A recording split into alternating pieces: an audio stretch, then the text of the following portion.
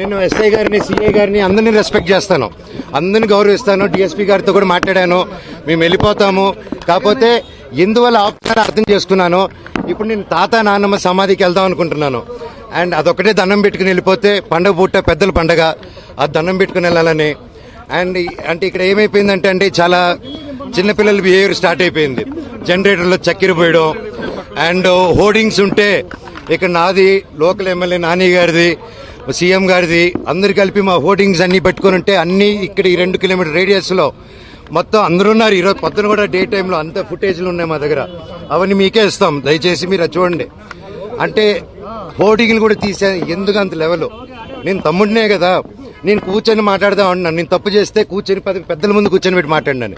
మాట్లాడేదానికి లేదు, నాకు మొహం చూపించేదానికి సిగ్గుపడతారో భయపడతారో ఏం అర్థం కావట్లేదు. హోర్డింగ్లు చంపగలుగుతారు కానీ నా జనాల మనుషుల నుంచి మమ్మల్ని ఎవరు తీలేరు.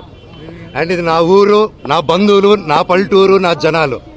అండ్ ఈ క్యాంపస్ నా గౌరవం ఉంది. ఇది ఒక్కరి కాంట్రిబ్యూషన్ కాదు, ప్రతి ఒక్కరు కష్టపడాము, ప్రతి ఒక్కరు కాంట్రిబ్యూట్ చేసాం చిన్నప్పటి నుంచి. అండ్ ప్రతిదీ కోర్టులో మేము ప్రజెంట్ చేస్తాం, కోర్టు ద్వారా తెలుసుకోండి.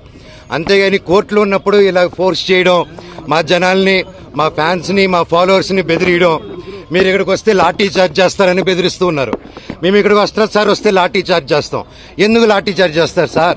నేను మా ఊరికి వెళ్ళినా, నా బంధువుల్ని కలిసినా, జల్లికెట్టుకు పోయినా, ఇక్కడికి వచ్చినా నేను సార్ రావచ్చు అంటే రావద్దన్నారు. సరే ఓకే, తిరుక్కుని పోతున్నాను సార్, నా తాత నాన్నమ్మ సమాధి దగ్గర పోతాను, మీరే పోలీసులు రండి సార్, మీరు నాతో పాటే రండి, నేను జస్ట్ 2 నిమిషాలు సమాధికి దండం పెట్టుకొని ఘాటుకి పోతాను సార్ అని చెప్పాను.